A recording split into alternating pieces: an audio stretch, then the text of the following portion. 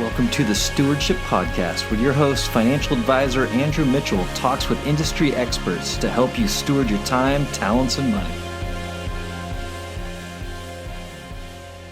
Mike, thanks for being on this episode. Yeah, you're welcome, Andrew. My pleasure. So, Mike, why don't you get us started off by just giving us a little bit of your background, your expertise, and how you've gotten to where you've gotten at? Yeah, so my background actually originally is in finance. I was in lending for 13 years. That kind of ran its course on me, and I was like, all right, what am I passionate about that, I could see myself doing as a career, as a business, and that was marketing. Since I was 15, I've been reading marketing books and obsessed with things like late night infomercials to direct mail to social media. So had an opportunity to explore that further and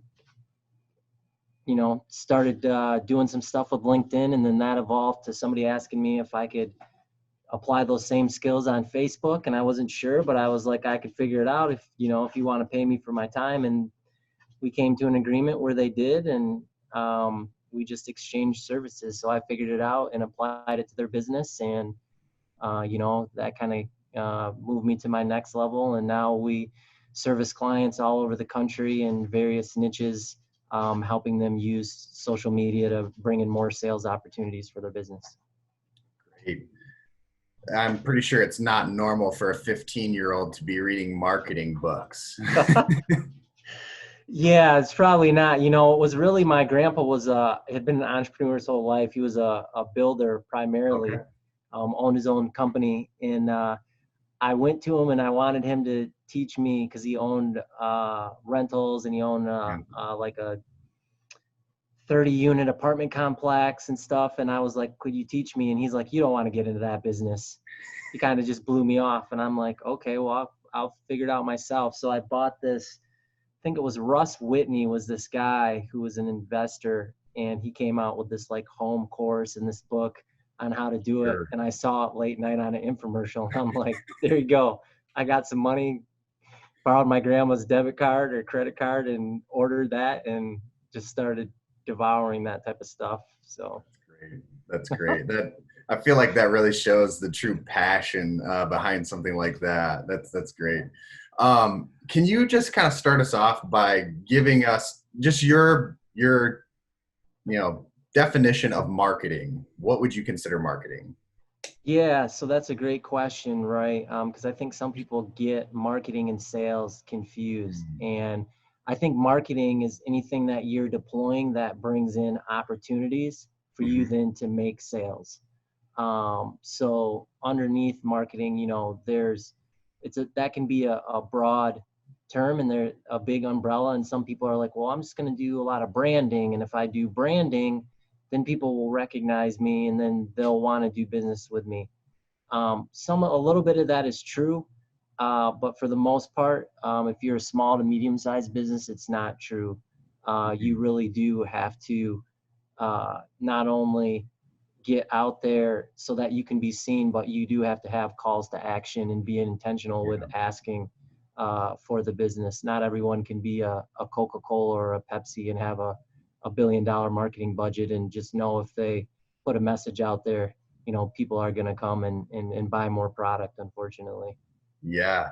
So to piggyback off of that idea of not having that big budget, are there certain cornerstone pieces that every small to medium-sized business should be looking at when it comes to their marketing? Yeah, absolutely. So there's a strictly organic side, right, which doesn't require any type of money. If you're smart, it just requires this thing, your phone. And I'm serious, like we're living in the day and age, and I tell my clients this all the time in any trainings I give, we're the real world generation. That was the first reality TV show back in 1992. I was 12, but I clearly remember it. And everything since then has made us a bunch of voyeurs and lurkers, where we are watching people and watching businesses from a distance to see, who they are, how they act, and all of that. And then when we're comfortable we will then engage them to purchase a product or to move forward, whatever that looks like. And businesses really need to realize that and use that to their advantage. And the way to do that is through video, by producing video content that doesn't have to be a high production value.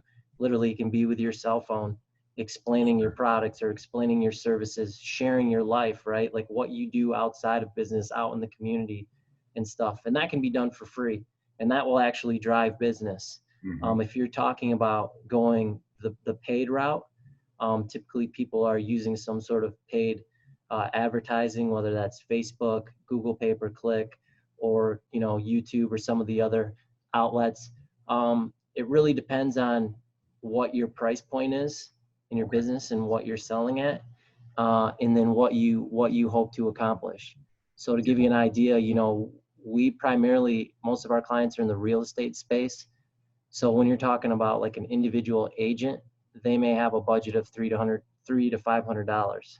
You can make that work at that type of scale, but I have some clients in different industries where they have a little bit bigger budget to play with. You can get a lot more done. But by all means, you don't need, tens of thousands of dollars. For sure.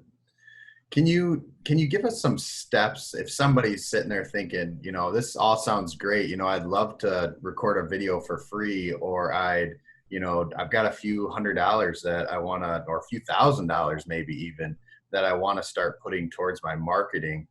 What steps would you give somebody to kind of start walking through that process of figuring out how do I figure out what to put out or what to film or what to say? Yeah, great question. So in a perfect world, you would survey the customers that you already have and you'd ask them what their biggest problems are. And then you listen to those responses, and then that'll tell you what to talk about. If for whatever reason you're not going to go that route, what I'll have every client start off and do, they'll make 3 videos. They'll make what's called the no video, a like video, and a trust video. So the no video talks about your origin, the origin of your business. Why are you in business?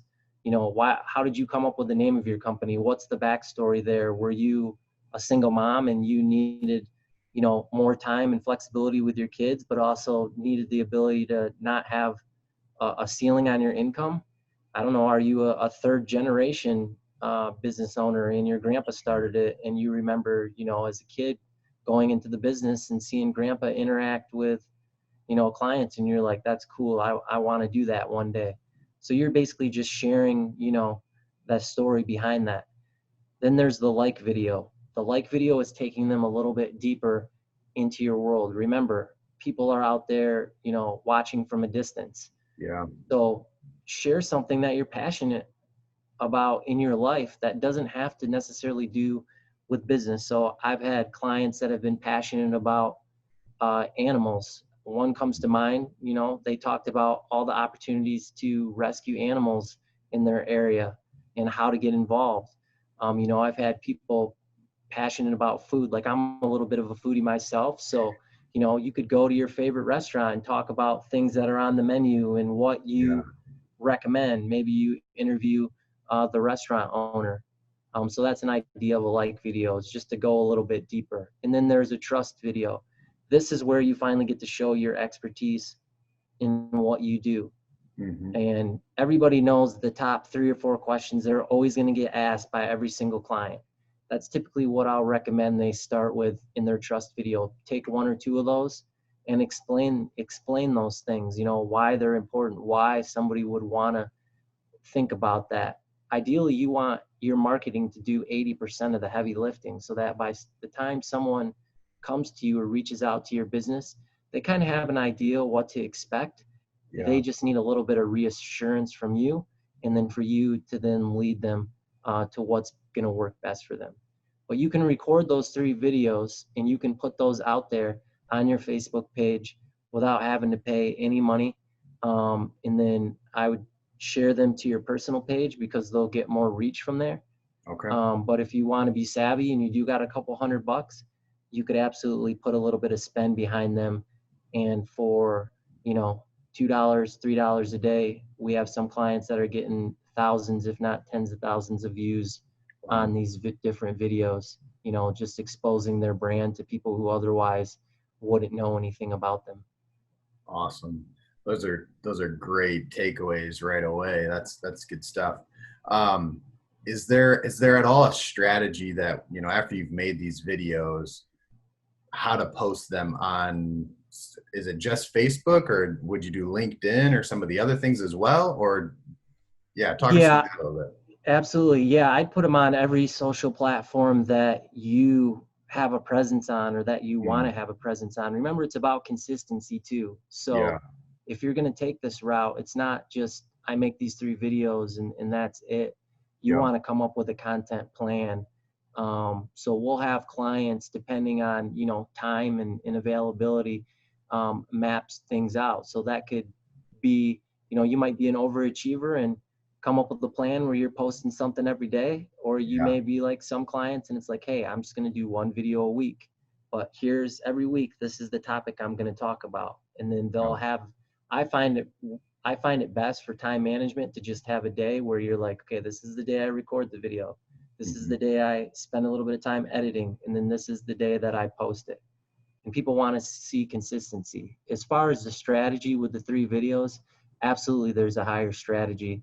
Um, you can, we'll just stick with Facebook, but Sure. on Facebook, you always want to post it on your business page first. And the reason you want to do that is because if you don't, you won't get access to the data behind the video. And that's Okay. what's most important. You want to know, 1, who's watched it, and 2, you want to know how long they've watched it for, because that will let you know, 1, is that content that you put out there resonating with people? So maybe you should stick in that same thread because most of the people are watching it 50% or more of the video. And then 2, because you have access to that data, you can then follow up with those people and provide them additional messaging. So let's say you put your no video out there, and then Mhm. you saw that, you know, you had 100 people watch 50% or more of that video.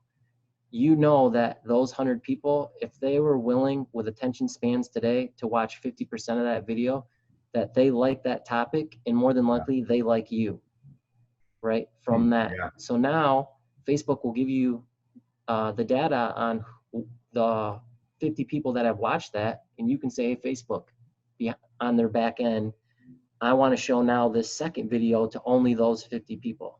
Hmm. And then those 50 people will see that second video. And then let's say only 25 of them this time watch 50% of that. So now you've whittled down that audience even more.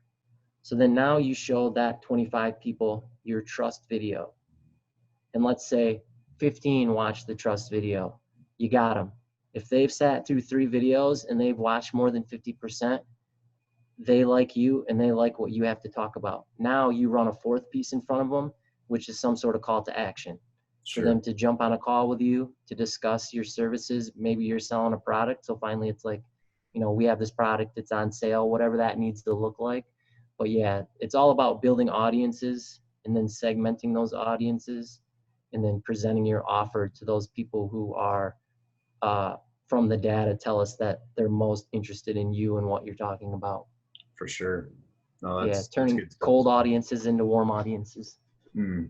Yeah, that's a great point of turning the cold into the warm for sure. Um, you mentioned just briefly whether you post 1 video a week or you post every day. It's all about consistency. Is there a sweet spot in that consistency as far as it's better to post once a week or it's better to post every day or every other day? Do you have any thoughts on that? Yeah, I do. The thought is just got to be consistent. So if you're going Okay. to commit to every day, you gotta, you know, you got to do every day.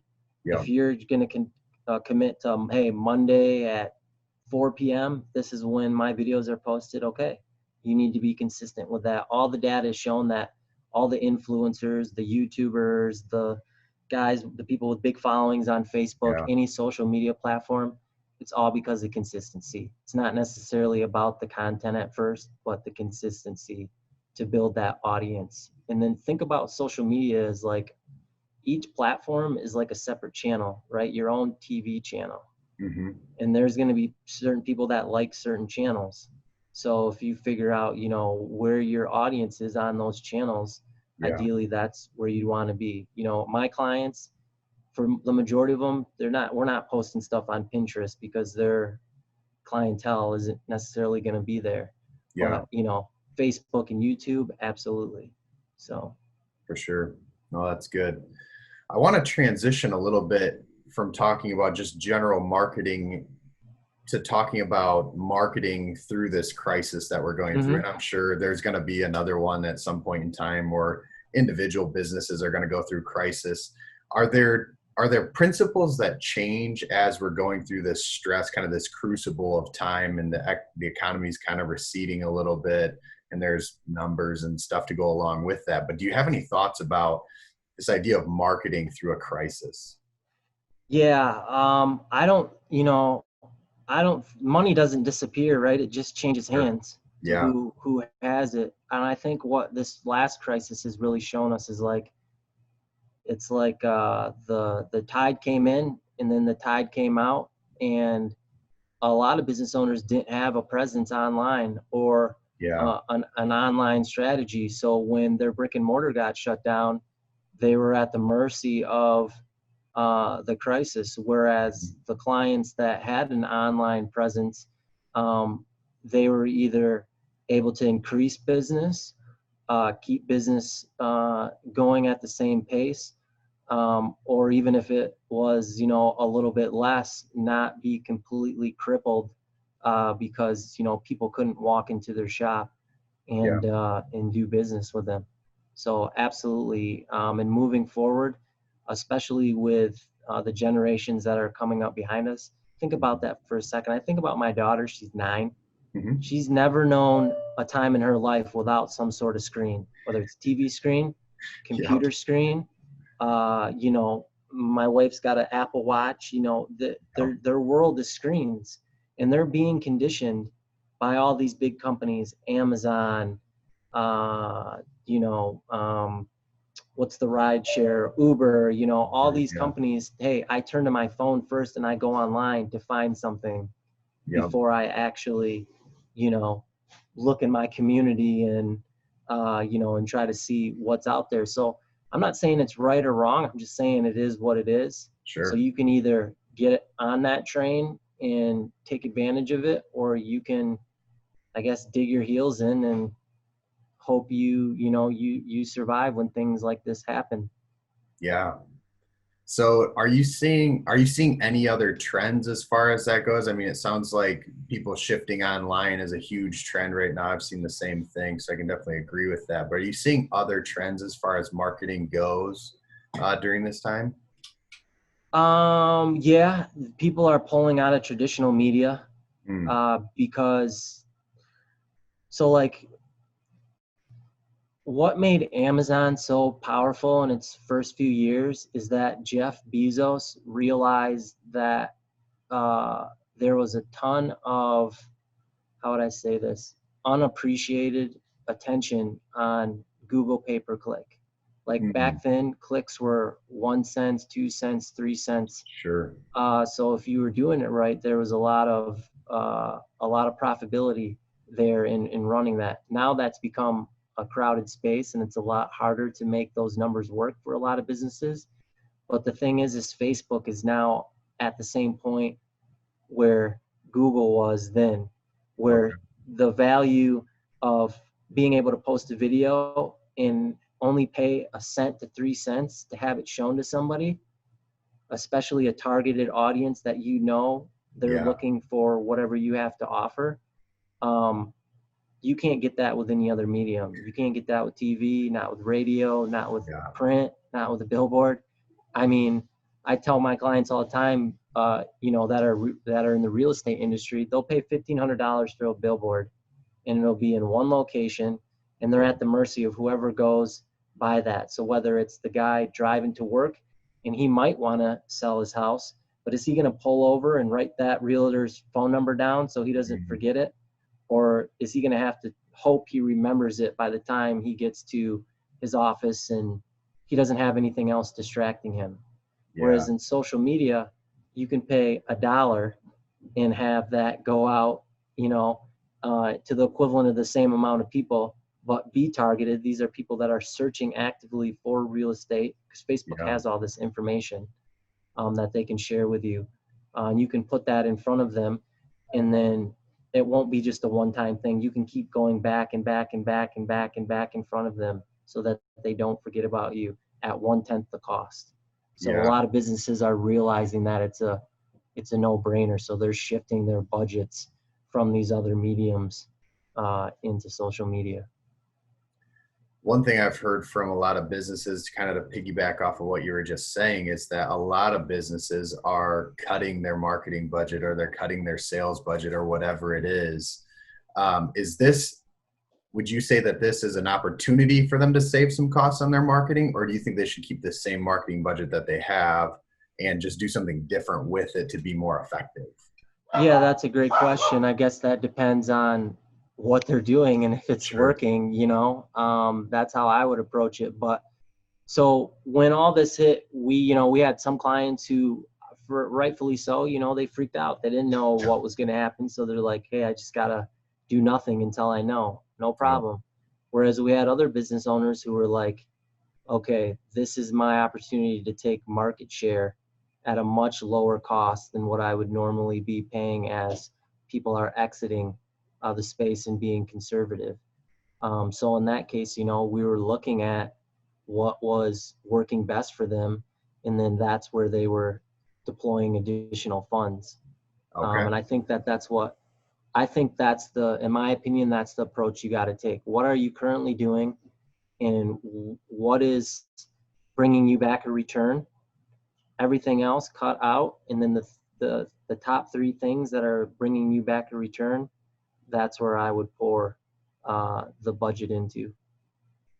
Awesome. No, that's great. Great information. Are you seeing, besides, the whole shift towards the internet and all of that, are you seeing other businesses pivot in specific ways, or a trend there? Yeah, the pivot really is into video. Okay. Marketing in the past has been primarily dominated by static images. Yep. Like instead of having like an insert in your weekly paper, now it's images on social media. So that transitions over into video, because these social media companies, they're not really social media companies, they're advertising companies, and they use social media as their way to get an audience and then be the middleman between advertisers and the audience. And then they take those products and they put that in front of those eyeballs for a certain price. Well, all those eyeballs have been telling these social media companies for the last probably 2 or 3 years that they want more and more video. Okay. So if you have two competitors, or two business owners, and they're both using social media, and one is, they're posting pictures and one is posting videos, the one who's posting videos is going to see a far greater return than the one who's posting images, because that social media company, whichever one, they know that their viewers, their audience wants to see video. So they're going to give their audience what they want more of. So some people, they think that within 2 or 3 years, that if you're still just posting images, you'll just basically be in an echo chamber by yourself and you'll be able to post it, but no one's really going to see it, because those social media companies aren't going to organically show that stuff to their audience without you paying for it. Sure. Oh, that's great insight. That's great background information as well, just to know. And I know that I've known that the shift is taking place, but I didn't necessarily know why the shift was taking place. Yeah. That's really good information. Yeah, 88% of all content that's out there that's being consumed is video. Okay. One question that just came to mind as far as video goes, is there a certain length of a video that people should be aiming for? Is there a sweet spot there? Yeah, and that depends on platform too. So Instagram, you can't have more than a minute. Okay. That's just their requirements. Facebook, you're not limited by time, but the numbers and the data all tells us that anywhere from 2 to 3 minutes is the optimal time Okay. there. And then YouTube, believe it or not, is starting to trend towards longer videos. So 5 minutes plus, 8 minutes plus, where people are going on YouTube because it's the second largest search engine in the world. And they're either looking for things to entertain them or they're looking for, to solve a problem. So longer term videos really play well on that platform. So you can go into in depth and really explain your product or your service. Yeah. Yeah. That's super interesting. I mean, now that we're on the topic of YouTube, is there, obviously we can create those 3 videos that you were talking about before, post them on social media. Is there a completely different strategy or campaign that you would do through YouTube, or would you use those same 3 videos to get you started there as well? No, yeah, you can use those same 3 videos. And YouTube offers a similar option. It's called sequencing, Okay. where and I'm sure you've been on YouTube and you're Mhm. gonna watch the video that you're gonna watch, and then an ad pops up. Well, Yeah. 2 things about YouTube: as an advertiser, you're not charged unless someone watches 30 seconds or more of that ad. So if they watch 10 seconds and they click off, okay, you just got 10 seconds of free advertising. Interesting. And then secondly, with the sequencing, if, let's say you show them the no video and then they just click right past that and watch the video. Well, the next time they're on YouTube, or when they're done with that video and they go to another video, you can have YouTube put the like video in front of them. Okay, Yeah. maybe that's the one that hooks them. And then if that one doesn't work, then okay, the next video they can show the trust video. Yeah. And you can build out those sequences as long as you want. So there's a lot of different ways to do it, but yeah, that's how I would start, is definitely with those 3 pieces of content. Yeah, that's great information, Mike. I think that's really important to know, the different platforms that are out there and how the different areas work, whether it's, YouTube and the advertisement space, or it's Facebook and really getting those videos that you talked about earlier out there. I think that's really great information. Do you ever recommend that people run advertisements on YouTube, or is it mainly video creation that you're looking at? No, it's both, right? Okay. If they have time, it's both, right? Okay. Or if they're going to outsource it, whatever agency they're using, they need to be having that conversation with them. But Yeah. ideally, it's twofold. One, you're growing a channel for your business that permanently houses this content, and then 2, you're using paid advertising to grow that audience that way, but also to generate whatever it is your business needs: sales, leads, etc. Great. That's great information. So I want to take another little bit of a transition here and talk about something else that's going on in the world. So we all know, with the death of George Floyd and everything that's going on around race in our country, businesses are trying to figure out how to respond to that. And I feel like that falls right into that marketing category that we're talking about. Mm-hmm. And for those people that are either watching or listening, I don't know if you know this, but Mike is not of the same racial background that I am from. So I thought it'd be great for us to have a little bit of a conversation, just get a little bit of your insight on what companies should be doing around that. Yeah, no, that's a great question. And I talk so I'm of mixed background. My dad is Black, my mom is white.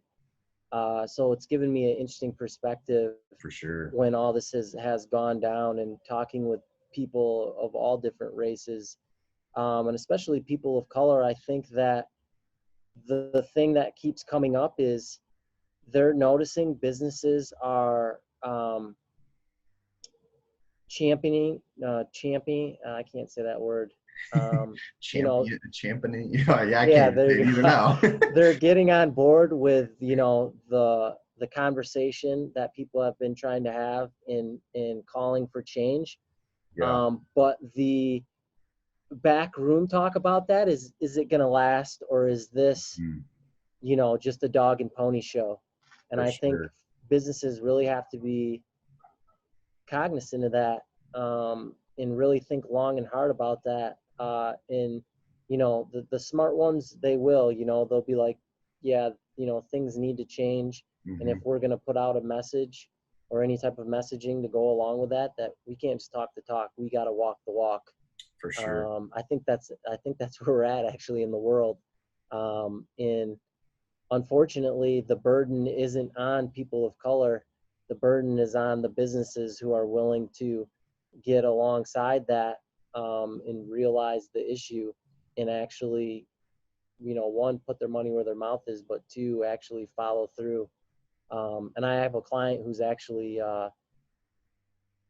kind of in that, well, he's not directly in that space, but he's being called on by a lot of Fortune 500 companies to help them navigate Okay. this. And it's good to strategize with him and his marketing plan and how he approaches these bigger businesses and some of the conversations that he has, because these are the things that he's talking with C-suite executives, about, especially since the companies that he's talking with, the C-suite is primarily white people, you Yeah. know, and he's letting them know that, hey, it's great that they want to address this, but unless there's going to be actionable thought and actionable steps behind it, it's not going to mean anything. For Um, sure. I don't think it's going to be. I don't think that there's going to be a return not only for the employees and the customers, but for the management and the business as well. I think Yeah.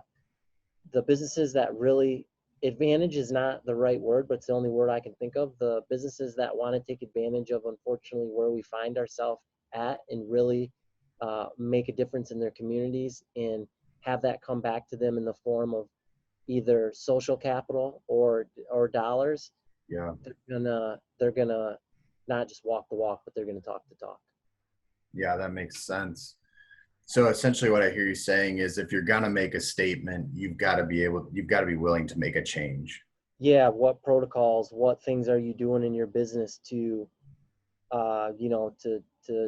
to deal with this head on, whether Sure. that looks like, bringing in someone to have a conversation in workshops with your employees, or if your business is in a position to make a donation to an organization, what where is the rubber going to meet the road? I Yeah. think that's what people are looking for today. Everyone's sick of, you know in general, I mean, of all the talk, and there not Yeah, being any action on anything. for sure. Yeah. So the follow-up question that I have to that is, if I'm a solopreneur, Mm-hmm. and I'm a white guy, you know, it seems like there's a big call in that space for people to say something, do something. That's a space where it might be hard for somebody to really be able to say, okay, how are we going to make changes here? Do you have any input on what that individual should do from a marketing standpoint, or from a standpoint of just the position that they find themselves in to be able to make a statement or to say something? Yeah, no, absolutely. I think what a great idea would be, if you're a solopreneur and you're white, is go find, you know, uh, go go find, either some clients that you have that might be of color, or go find uh, a competitor that's of color, or if it's not a competitor, it's somebody that services the same client as you, but indirectly, and open up a dialogue and have a conversation. This person that I talked about, my client, they did a podcast, and they had on a, do- a doctor of counseling, right? That would be a doctor of counseling. He's got his PhD, um, and they were white, and my client is black. And, he interviewed this doctor about everything that's going on, and not just interviewed him from, what are you seeing in your practice and stuff, but how has this affected you personally? Mm, And that podcast is getting a lot of response because, one, the conversation was genuine. So yeah, kudos to my client and the guy he interviewed, that they were willing to be real about it. And then the other thing is, they didn't have a spirit of offense, right? They were sure. unoffendable. It was like, hey, You're going to tell me how you really feel. I'm going to tell you how I really feel. And we're going to work this through, you know, For and sure. that's kind of what took place. And those types of things are powerful. So as a solopreneur, if you can find somebody to interview and have that conversation with, I think that is how you give back, how you do what you can in that space. For sure. No, that's great. That's great advice. Um, as far as having conversations, it seems like as a society, we've kind of lost that art of being able to have a conversation. I know even my wife and I were having a conversation about everything that's going on with race last night. And, you know, just, I was just expressing to her how I kind of feel like it's hard as a white guy to step into some of those conversations because you don't want to offend, you don't want to say Mm-hmm. the wrong thing, whatever it is. Can, you know, as somebody from a different background, can you give a little bit to those people that are just like, I don't know that I really want to step into this, or I'm afraid to step into it, to give them some encouragement to step into those things? Yeah, I would encourage you to have courage and to open up that dialogue, and to, as long as it comes from a place of honor, I'm Mm, pretty sure, and I can't speak for everybody obviously, but I would like to think that 99% of the people out there are going to want to have that conversation. Now, sure. whether they're at a space emotionally to where they can do that, that's a different story. But I wouldn't let this, what is going on and what it seems like the media and like just the way the society likes to make it, that I don't know how to say it, that white people are bad, and this is just my own opinion, or that they should Sure. be scared. No, we're all humans, right? Some of us have darker skin, some of us have lighter skin. You know, we all want the best for our community, we all want the best for our families. Yeah. So if we just honor our neighbor and we approach them out of love and say, hey, I may be really ignorant about this, I haven't experienced, you know, things that you have, can we talk about that a little, Yeah. and take that conversation up? I mean, worst case, they're going to have a heck of a lot of respect for you, because For I sure. guarantee you that it's the minority that's doing that, not the majority of people, for the reasons Sure. you talked about. Interesting. And it always seems like it's the minority that we hear about often. Yeah. And I also kind of pick up a hint of, if we enter into those conversations in humility and really seeking to learn something out of Mm-hmm. those, that's going to go way better than coming in, especially as a white guy, to say, I know what's going on here, I can fix this. That's not going to work. Right. That never, yeah, I mean, you're married, that never works. Good point. Yeah. Oh, that's great. No, I appreciate you scratching the surface of that conversation with me, and I think it's an important one that we continue to have with the people around us, and just the people that we come in contact with, to listen, be humble. How do you honor your neighbor? I think that's a great question to ask, and come from a place of love. I think those are great items to keep in mind in that conversation. Yeah. So, Mike, this has been a great conversation. I want to give you the last few sentences and the last few thoughts that you have, and just include in there, if somebody wants to get in touch with you, what's the best way to find you, to get in touch with you, and we can kind of wrap things up. Yeah, no, thank you. You know, I guess my final comment would be, you know, I try to live my life by what the character of Jesus said in the Bible, and that was love your God with all your heart, soul, and mind. And then he said, love your neighbor as you love yourself. And Yeah. I think if we really take that second statement more serious, we wouldn't find ourselves in the Mm, situation that we're in, and we'd be able to have a lot more meaningful relationships with the people around us. So I would just want to encourage anybody who's watching this or listening to really take that to heart and think about that and how you might apply that uh, to your life. And then secondly, you know, if anyone's interested in having a strategy call about what you're currently doing and, you know, exploring social media, you can reach out to me. My website is kingfamilyconsulting.com. My email is mike@kingfamilyconsulting.com. We primarily play in the real estate and finance space because that's where I was at, but we have clients in other niches. And it doesn't matter if you talk to me or you talk to any agency. My last piece of advice is they should be able to show you things that they're doing for other clients and the results. If you find yourself talking to an agency and they're not either showing you or they're not willing to show you concrete examples, then you're probably talking to the wrong agency. Yeah, unfortunately, with a lot of things, there's good apples and there's bad apples. So Of that would course. just be my piece of advice on that. Great. I think, thank you for wrapping that up, Mike. This has been a great conversation, and yeah, hope everyone enjoys this. Yeah, thanks for having me. This is awesome. Thank you for investing in yourself.